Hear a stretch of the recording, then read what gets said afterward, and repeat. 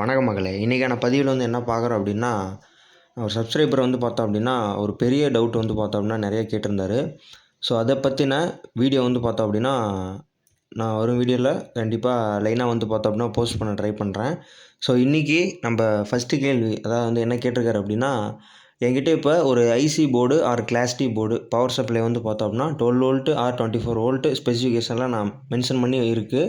But ஆனால் ampere mention பண்ண மாட்டாங்க. ஸோ அந்த போர்டுக்கு அதாவது பவர் ஆம்புக்கு எப்படி ஆம்பியர் பார்த்தோம்னா கண்டுபிடிச்சி எவ்வளோ ஆம்பியர் கொடுக்கணும் அப்படிங்கிறது தான் பார்த்தோம்னா அவருடைய முதல் கேள்வி. ஸோ அவருடைய முதல் கேள்வி பார்த்தோம்னா நம்ம டீட்டெயிலாக பார்த்தோம்னா டீகோட் பண்ணுறோம். ஓகேங்களா? ஒரு ரியல் கன்ஃபியூஷன் பார்த்தோம்னா என்ன அப்படின்னா, ஆடியோ ஆம்ப்ளிஃபையர் ஃபீல்டில் ஆல்மோஸ்ட் பார்த்தோம் அப்படின்னா புதுசாக கற்றுக்கிட்டு வரவங்களுக்கு பார்த்தோம் அப்படின்னா ஒரு பெரிய கன்ஃபியூஷனாக இருக்கும். என்ன அப்படின்னா, போர்டு மேலே பார்த்தோம் அப்படின்னா டிசி 12 வோல்ட் டு 24 வோல்ட் இந்த மாதிரி கான்செப்ட்டில் இருக்கும். இல்லை அப்படின்னா இன்புட் 12 வோல்ட் டு 24 வோல்ட் இந்த மாதிரி கான்செப்ட்டில் மென்ஷன் பண்ணியிருப்பாங்க. ஓகேங்களா? ஆனால் இம்பார்ட்டன்ட் என்ன மேட்டர் அப்படின்னா, எவ்வளோ ஆம்பியர் பவர் சப்ளை வேணும் அப்படிங்கிறத மென்ஷன் பண்ணியிருக்க மாட்டாங்க. ஸோ அதுதான் இப்போ பார்த்தோம் அப்படின்னா நம்ம பேச போகிறோம். இப்போது 2 ஆம்பியர் போடலாமா, 5 ஆம்பியர் போடலாமா, இல்லை 10 ஆம்ப் ஓவராக இருக்குமா, இல்லை ஆம்பியர் அதிகமாக கொடுத்தா போர்டு பார்த்தோம்னா ஏதாவது கம்ப்ளைண்ட் ஆயிருமா, இல்லை கரண்ட்டு கம்மி அப்படின்னா என்ன ஆகும், டிரான்ஸ்ஃபார்மர் எவ்வளோ ஆம்பியர் தரும். ஸோ இந்த மாதிரி நிறைய கன்ஃபியூஷனான ஒரு கேள்வி பார்த்தோம் அப்படின்னா இதுக்குள்ளே அடங்கியிருக்கு. ஸோ இன்றைக்கி இந்த வீடியோவில் ப்ராக்டிக்கலாக பார்த்தோம் அப்படின்னா நம்ம ரியலாக பார்த்தோம் அப்படின்னா புரிஞ்சிக்க போகிறது என்ன அப்படின்னா, வோல்டேஜ்னால் என்ன. ஃபர்ஸ்ட் ஆஃப் ஆல் நம்ம வீடியோவில் பார்த்தோம் அப்படின்னா ஒரு கேள்விக்கு ஆன்சர் சொல்கிறோம் அப்படின்னா அதுக்கான பதிலை பார்த்தோம் அப்படின்னா நம்ம சொல்கிறோம் அப்படின்னா அதுக்கு first of all basic first என்னென்னு தெரிஞ்சிருக்கணும். ஓகேங்களா? பேசிக் ஃபஸ்ட்டு தெரியாமல் நம்ம ஆன்சர் தெரிஞ்சுமே அடுத்து இன்னொரு ஏதாவது பிரச்சனை வரும்போது நம்ம அதனுடைய கேள்வி திரும்பவும் பேசிக்கில் இருந்தால் வர ஆரம்பிக்கும். ஸோ அப்படிங்கும்போது நம்ம ஃபர்ஸ்ட் ஆஃப் ஆல் பேசிக் பார்த்தோம் அப்படின்னா அண்டர்ஸ்டாண்ட் பண்ணிக்கணும். சிம்பிளாக புரிஞ்சிக்கலாம். ஓகேங்களா? வோல்டேஜ்னால் என்ன, அதேமாதிரி கரண்ட்டு. ஓகேங்களா? கரண்ட்னால் என்ன, அது போர்டு எப்படி கரண்ட்டு எடுக்கும். ஓகேங்களா? ஏன் ஆம்பியர் மென்ஷன் பண்ண மாட்டாங்க. ஸோ இதை பற்றின ஃபார்முலா வச்சு நம்ம பார்த்தோம்னா ப்ராக்டிக்கலாக கால்குலேஷன் போட்டு ஸ்பீக்கர் ரிலேஷன், ஓகேங்களா, பேஸ் ரிலேஷன், கிளிப்பிங்கை பற்றி நான் ஏற்கனவே வீடியோ போட்டிருப்பேன். அது பார்க்கல அப்படின்னா கண்டிப்பாக இப்போ பாருங்கள். அது இம்பார்ட்டண்டான வீடியோ. Transformer selection. ஸோ இந்த மாதிரி வாட்ஸை பார்த்தோம்னா எப்படி கரெக்டாக மெயின்டைன் பண்ணுறது, அதே மாதிரி கரெக்டாக எப்படி சூஸ் பண்ணுறது, ஸோ இப்படிங்கிற மாதிரி நிறைய கேள்விக்கு பார்த்தோம்னா இந்த ஒரு கொஷின்லேயே எல்லாமே அடங்கியிருக்கு. ஸோ கண்டிப்பாக இந்த வீடியோ உங்களுக்கு ரொம்ப யூஸ்ஃபுல்லாக இருக்கும். அதே மாதிரி ஸ்கிப் பண்ணாமல் வீடியோ பாருங்கள். ஃபஸ்ட் டைம் பார்க்குறீங்க அப்படின்னா கண்டிப்பாக சப்ஸ்கிரைப் பண்ணிக்கோங்க. நான் உங்கள் தனுஸ்ரீ ஆடியோஸ். அதே மாதிரி இந்த வீடியோ கண்டிப்பாக லென்த்தாக தான் இருக்கும். ஸோ இந்த வீடியோ நீங்கள் ஸ்கிப் பண்ணி பார்த்தீங்கன்னா கண்டிப்பாக உங்களுக்கு புரியாது. ஸோ ஸ்கிப் பண்ணாமல் பாருங்கள். ஸோ ஃபஸ்ட்டு அண்டர்ஸ்டாண்ட் பண்ணிக்கலாம் கிளியராக. ஆம்ப்ளிஃபையர் பார்த்தோம் அப்படின்னா 2 திங்ஸ் இருக்குது. ஸோ அப்படின்னு எடுத்துக்கிட்டோம் அப்படின்னா வோல்டேஜ் அண்டு ஆம்பியர். இல்லை ஆம்பியர்னால் கரண்ட்டு. ஓகேங்களா? ஸோ வோல்டேஜ் பார்த்தா போதும் அப்படின்னு நினச்சிருவாங்க நிறைய பேர். பட் ஆனால் ஆக்சுவலாக வோல்டேஜ் மட்டும் போதாது, கரண்ட்டும் பார்த்தோம் அப்படின்னா மெயினாக தேவை. ஓகேங்களா? இப்போது ஒரு சிம்பிளான ஒரு வாட்டர் டேங்க் எக்ஸாம்பிள் சொல்கிறேன். ஓகேங்களா? இமேஜின் பண்ணிக்கோங்க. இப்போ ஒரு வோல்டேஜுங்கிறது ஒரு வாட்டருடைய ப்ரெஷரு. ஓகேங்களா? இப்போ கரண்ட்டு அப்படிங்கிறது ஒரு வாட்டருடைய குவான்டிட்டி ஃப்ளோ அப்படின்னு சொல்லி வச்சுக்கலாம். இப்போது ப்ரெஷர் இருக்குது, ஆனால் வாட்டர் குவான்டிட்டி கம்மி அப்படின்னா டேங்க்கில் ஃபாஸ்ட்டாக ஃபில் ஆகுமா அப்படின்னு கேட்டால் ஆகாது. அதே மாதிரி 24 வோல்ட் இருந்தாலுமே கரண்ட்டு சப்ளை வீக்கு அப்படின்னா ஆம்ப்ளிஃபையர் ஃபுல் பவர் கொடுக்க முடியாது. ஓகேங்களா? இதுதான் கான்செப்ட்டு. உங்களுக்கு புரிஞ்சிருக்குன்னு சொல்லி நினைக்கிறேன். ஓகேங்களா? சரி, வோல்டேஜ் ஆக்சுவலாக என்ன பண்ணுது அப்படின்னு பார்க்கலாம். ஓகேங்களா? ஆம்ப்ளிஃபையரு ஆப்ரேட்டிங் ஸ்டேஜ் அப்படின்னு எடுத்துகிட்டோம் அப்படின்னா அடுத்து அவுட்புட் ஸ்விங்கு. ஓகேங்களா? பாசிபிளுடைய வாட்ஸ் அவுட்புட்டு. இப்போ எக்ஸாம்பிளுக்கு இப்போ ஒரு 12 வோல்ட் போர்டு எடுத்துக்கிட்டோம் அப்படின்னா ஒரு சின்ன ஒரு அவுட்புட் தரும். அதே மாதிரி 24 வோல்ட் போர்டு எடுத்துக்கிட்டோம்னா அதிக அவுட்புட் தரும். அதே மாதிரி 35 வோல்ட் போர்டு எடுத்துக்கிட்டோம் அப்படின்னா ஹெவியான அவுட்புட் தரும். இப்போது ஹையர் வோல்டேஜ் ஜெனரலாக பார்த்தோம் அப்படின்னா அதிக பவர் நம்மளால் கொடுக்க முடியும். பட் ஆனால் வோல்டேஜ் மட்டும் பவர் கிடையாது, கரண்ட்டும் பார்த்தோம் அப்படின்னா ஈக்குவல் இம்பார்ட்டன்ஸ் கொடுக்கணும். ஓகேங்களா? இப்போது உங்களுக்கு வோல்டேஜ்னா என்ன அப்படிங்கிறத பற்றி ஒரு அண்டர்ஸ்டாண்டிங் வந்திருக்கும். இப்போது கரண்ட்னா என்ன அப்படிங்கிறத பற்றி பார்க்கலாம். ஓகேங்களா? ஆம்ப்ளிஃபையரில் எவ்வளோ பார்த்தோம் அப்படின்னா எலக்ட்ரிசிட்டி பார்த்தா புல் பண்ணும் அப்படிங்கிறத இதுதான் முடிவு பண்ணும். எஸ்பெஷலாக பேஸ் வரும்போது ஸ்பீக்கர் கோன் மூமெண்ட் ஆகுது பார்த்தீங்களா? ஸோ அந்த இடத்துல சடனாக ஹெவி கரண்ட் பார்த்தோம்னா டிமாண்ட் வரும். ஸோ அந்த இடத்துல எல்லாமே இந்த கரண்ட்டு தான் பார்த்தோம்னா சப்ளை பண்ணும். ஓகேங்களா? அப்போது பேஸ் கொலாப்ஸ் ஆக வாய்ப்பு இருக்குது, டிஸ்டார்ஷன் வரும், ட்ராக் சவுண்டு வரும், லோவான பஞ்சிங் வரும். அதே மாதிரி சில போர்டெலாம் ஷட் டவுன் ஆயிரும். ஓகேங்களா? தானாகவே ஷட் டவுன் ஆயிரும், ஹீட்டிங் இஷ்யூஸ் வரும். ஸோ இது எல்லாமே எங்கே ஸ்டார்ட் ஆகுது அப்படின்னா ஆம்பியர்னால தான் பார்த்தோம் அப்படின்னா ஸ்டார்ட் ஆகுது. ஸோ ஏன் போர்டில் ஆம்பியர் மென்ஷன் பண்ண மாட்டாங்க அப்படிங்கிறத பற்றி பார்க்கலாம். இப்போது ஆம்ப்ளிஃபையரு வந்து பார்த்தோம், ஆம்ப்ளிஃபையரில் கரண்ட்டு ஃபிக்ஸ்டு கிடையாது ஓகேங்களா, ஃபிக்ஸ்டு இல்லை. ஸோ இது சேஞ்சு ஓகேங்களா, இது எப்படி சேஞ்ச் ஆகும் அப்படிங்கிறத பற்றி பார்க்கலாம். ஸ்பீக்கர் ஓம்ஸில் சேஞ்ச் ஆகும், அண்டு வால்யூமில் சேஞ்ச் ஆகும், அண்டு பேஸில் சேஞ்ச் ஆகும், அண்டு வோல்டேஜு, ஸ்பீக்கருடைய டைப்ஸு ஓகேங்களா, எஃபிஷியன்சி பொறுத்து இது எல்லாமே சேஞ்ச் ஆகும். ஆம்பியரை பொறுத்து ஓகேங்களா, ஆம்பியரை பொறுத்து இது எல்லாமே சேஞ்ச் ஆகும். ஸோ அதனால தான் மேனுஃபேக்சர்ஸு யூஸ்வலாக ஒன்லி வோல்டேஜ் ரேஞ்ச் மட்டும்தான் வந்து பார்த்தோம்னா மென்ஷன் பண்ணுவாங்க. ஸோ எக்ஸாம்பிளுக்கு இப்போ 12 to 24 வோல்ட் தான் மென்ஷன் பண்ணுவாங்க. ஆனால் கரண்ட்டு நீங்கள் யூஸ் பண்ணுறத பொறுத்து, கண்டிஷனை பொறுத்து மாறும் ஓகேங்களா. நான் ஏற்கனவே ஓம்ஸ் லாவை பற்றி நான் டீட்டெயிலாக ஒரு பதிவு போட்டிருப்பேன். அந்த வீடியோவில் நீங்கள் பார்க்கல அப்படின்னா கண்டிப்பாக இப்போ பாருங்கள், உங்களுக்கு டீட்டெயிலாக வந்து பார்த்தோம் அப்படின்னா நான் எக்ஸ்பிளைன் பண்ணியிருப்பேன். ஸோ அதோட ஃபார்முலா வந்து நான் வந்து அதாவது வந்து பவர் ஈக்குவல் டு, பவர் தான் வாட்ஸ்னு எடுத்துக்கலாம்.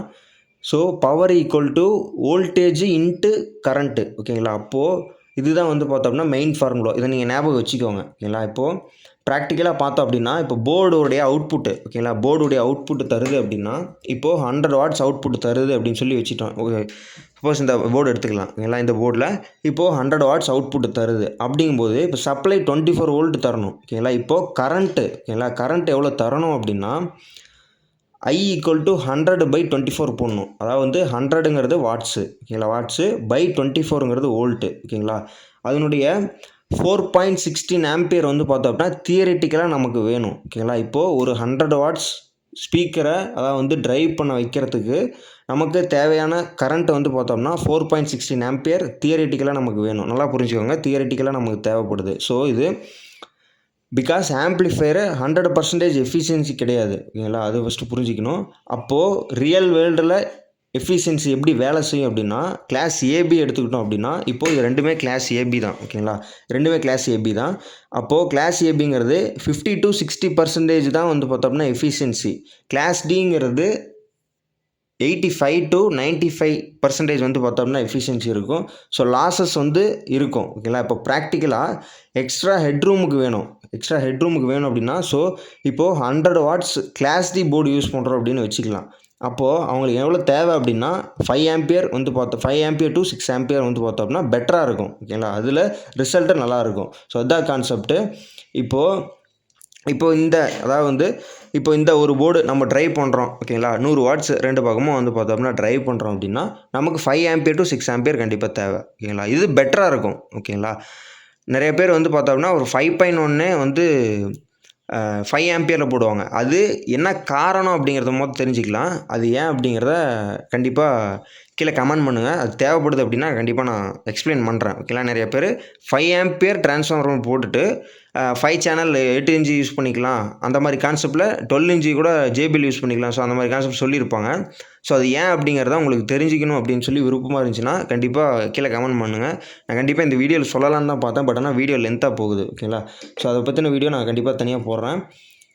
ஸோ அப்போது போர்டு 24 வோல்ட்னா எனி அடாப்டர் ஓகேங்களா 24 வோல்ட்டில் போடலாம்னா அது வந்து பிரச்சனை கிடையாது. ஏன் அப்படின்னா இப்போ 24 வோல்ட் 1 ஆம்பியர் அடாப்டர் போடும்போது மேக்ஸிமம் வந்து பார்த்தோம்னா 24 வாட்ஸு தான் வந்து பார்த்தோம்னா பாசிபிள். ஸோ அப்போது நீங்கள் 100 வாட்ஸான ஆம்ப்ளிஃபையரை கனெக்ட் பண்ணோம் அப்படின்னா பிரச்சனை வருங்களா வராதுங்களா ஓகேங்களா, இதுதான் நீங்கள் புரிஞ்சிக்க வேண்டியது. அப்போது என்ன நடக்கும் அப்படின்னா கிளிப்பிங் ஆகும், டிஸ்டார்ஷன் வரும், ஷட் டவுன் ஆயிரும் தானாகவே, பேஸ் வீக் ஆகும், அடாப்டர் ஹீட் ஆகும், ப்ரொடெக்ஷன் மோடு வந்து பார்த்தோம்னா தானாகவே ஆன் ஆயிரும். ஸோ அந்த மாதிரி கான்செப்ட்டு பிரச்சனை ஆகும். ஸோ அதனால தான் நிறைய வீடியோவில் எல்லாருமே சொல்லியிருப்பாங்க ஓகேங்களா, நான் மட்டும் இல்லை எல்லாருமே சொல்லியிருப்பாங்க, ஆம்பியர் வந்துட்டு கூட போனால் பிரச்சனை கிடையாது, அதுக்கு தேவையான அளவு ஆம்பியர் எடுத்துக்கும். வோல்டேஜ் வந்து பார்த்தோம் அப்படின்னா 24 வோல்ட்னா ஓகே 24 வோல்ட்டு கொடுத்துட்டு நம்ம ஆம்பியர் எந்த அளவு கொடுத்தாலுமே அது ஒர்க் ஆகும் அப்படிங்கிற கான்செப்டில் அவங்க சொல்லியிருப்பாங்க. இப்போது ஸ்பீக்கர் ஓம்ஸ் ரிலேஷனை பற்றி பார்க்கலாம். 4 ஓம்ஸ் ஸ்பீக்கர் யூஸ் பண்ணுறோம் அப்படின்னா அதிக கரண்ட் எடுக்கும் அப்படின்னு சொல்லியிருப்பேன். 8 ஓம்ஸ் ஸ்பீக்கர் யூஸ் பண்ணால் கம்மியான கரண்ட் எடுக்கும்னு சொல்லியிருப்பேன். சேம் ஆம்பிளிஃபையர் தான், 4 ஓம்ஸில் அதிக ஆம்பியர் கன்சியூம் பண்ணும். அதனால் மெனி போர்ட்ஸ் வந்து பார்த்தோம்னா ஹீட் ஆகும்.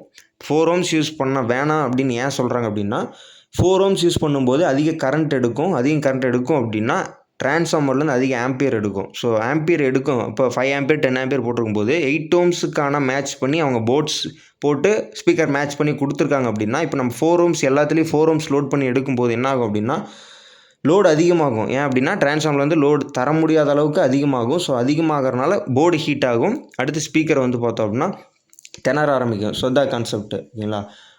ஆம்பியர் அதிகமாக கொடுத்தா டேஞ்சரா அப்படிங்கிறத பற்றி பார்க்கலாம். இப்போ 10 ஆம்பியர் சப்ளை யூஸ் பண்ணோம் அப்படின்னா போர்டு பேர்ன் ஆயிருமா அப்படின்னு சொல்லி கேட்குறாங்க. ஓகேங்களா? ஸோ அப்படி கேட்கும்போது அது வந்து தப்பு ஆகாது. ஏன் அப்படின்னா அதோடைய உண்மைத்தன்மை என்ன அப்படின்னா ஆம்ப்ளிஃபையரில் வந்து பார்த்தோம் அப்படின்னா கரண்ட்டை தான் வந்து பார்த்தோம் அப்படின்னா எடுக்கும். அப்போது போர்ட்ஸுக்கு தேவையானது 5 ஆம்பியர் அப்படிங்கும்போது இப்போ சப்ளை ஒரு 24 வோல்ட்டு 10 ஆம்பியர் கொடுக்குறோம் அப்படின்னா போர்டு வந்து ஃபோர்ஸாக 10 ஆம்பியர் எடுக்குமான்னு கேட்டால் எடுக்காது. ஓகேங்களா? அதுக்கு தேவையான கரண்ட்டை எடுத்துக்கும், மீதிக்கிறத விட்டுரும். ஓகேங்களா? இதுதான் கான்செப்ட்டு. ஸோ அப்போது வோல்டேஜ் ஓவராக கொடுத்தோம் அப்படின்னா டேஞ்சர் ஆகும். ஓகேங்களா? ஆம்பியர் கொடுக்குற மாதிரி நீங்கள் வோல்டேஜ் தர முடியாது. இப்போது 24 வோல்ட்டு மேக்ஸிமம் போர்டுக்கு தரணும் அப்படின்னா 36 வோல்ட்டு ஓகேங்களா கொடுத்தோம் அப்படின்னா கண்டிப்பாக ஐசி டேமேஜ் ஆயிரும். ஸோ இதான் கான்செப்ட்டு. ஹையர் கரண்ட் கெப்பாசிட்டிங்கிறது சேஃபு, ஹையர் வோல்டேஜுங்கிறது சேஃப் கிடையாது. ஓகேங்களா? ஸோ டிரான்ஸ்ஃபார்மர் செலெக்ஷன் பற்றி நான் நிறைய வீடியோ நான் போட்டிருப்பேன். ஸோ சிம்பிளாக நான் இந்த வீடியோவில் நான் சொல்லிக்கிறேன். 24 வோல்ட்டு வந்து 5 ஆம்பியர் டிரான்ஸ்ஃபார்மர் போடுறோம் அப்படின்னா அது 120 வாட்ஸுக்கான ஹேண்ட்லிங் கெப்பாசிட்டி தரும். அதுலேயும் எக்ஸ்ட்ரா வேஸ்டேஜ் ஆகும். இப்போது 100 வாட்ஸு இல்லை 100 வாட்ஸ் தருது, 120 வாட்ஸ் தியரட்டிக்கலாக வரும். அப்போது வேஸ்டேஜ் போக 100 வாட்ஸ் வருது அப்படின்னா நான் ஒரு சிம்பிளான ஒரு எக்ஸாம்பிளுக்காக தான் சொல்கிறேன். இது அப்படியே வேலையாகுமா அப்படின்னு கேட்டால் ஆகாது. ஓகேங்களா? நிறைய வேஸ்டேஜ் ஆகும். ஸோ இப்போது 100 வாட்ஸ் நம்ம சிம்பிளாக எடுத்துக்கிட்டோம் அப்படின்னா இப்போ இந்த ஒரு போர்டுக்கு நம்ம 100 வாட்ஸ் ஸ்பீக்கர் வந்து பார்த்தோம் அப்படின்னா கொடுத்தோம் அப்படின்னா 5 ஆம்பியர் 24 வோல்ட் இன்ட்டு அதாவது வந்து 24 வோல்ட் 5 ஆம்பியர் கொடுத்தோம் அப்படின்னா இந்த போர்டு ரன் ஆகும். ஓகேங்களா? இதான் கான்செப்ட்டு. அதை வந்து திணறாமல் வந்து பார்த்தோம் அப்படின்னா படிக்கும். இதான் கான்செப்ட்டு. ஓகேங்களா? டூயல் சப்ளை 24/0/24 டிரான்ஸ்ஃபார்மரு ரெட்டிகேஷன் அப்புறம் வந்து பார்த்தோம் அப்படின்னா 34 வோல்ட்டு வந்து பார்த்தோம்னா டிசியாக வரும், 33 வரும், 32 வரும். இதெல்லாம் இது ஏசி லைனை பொறுத்து மாறுபடும். அதாவது வந்து தப்பாக ரெட்டிகேஷன் அப்புறம் வோல்டேஜ் இன்க்ரீஸ் ஆகும். ஓகேங்களா? ஸோ அது ஒரு வந்து ஏசி லைனை பொறுத்து நமக்கு டிஃப்ரெண்ட் ஆகும். ஓகேங்களா? சரி, ஓகே மக்களே, உங்களுக்கு நண்பரே நீங்கள் கேட்ட கேள்வி வந்து பார்த்தோம்னா நான் டீட்டெயிலாக விளக்கமாக வந்து பார்த்தோம் அப்படின்னா சொல்லியிருக்கேன். வீடியோ ஸ்கிப் பண்ணாமல் பார்த்துருமி அப்படின்னு சொல்லி நான் நம்புகிறேன். அதே மாதிரி இது நாலேஜ்புல்லாக கண்டென்ட் இருந்துச்சு அப்படின்னா கண்டிப்பாக லைக் பண்ணுங்கள், ஷேர் பண்ணுங்கள், கமெண்ட் பண்ணுங்கள். கண்டிப்பாக நம்ம சேனலை சப்ஸ்கிரைப் பண்ணிக்கோங்க. நான் உங்கள் தனுஸ்ரீ எடேஸ். அதே மாதிரி 5.1, 2.1, 7.1 கஸ்டமைஸ்டான ஆம்ப்ளிஃபையர் எதாக இருந்தாலும் சரி நம்மளை தாராளமாக கான்டாக்ட் பண்ணலாம். சிறந்த முறையில் பண்ணி கொடுத்துடலாம். ஓகேங்களா? கண்டிப்பாக சப்ஸ்கிரைப் பண்ணிக்கோங்க. ஓகேங்களா? வீடியோ முடிச்சிக்கலாம். ஓகேங்களா?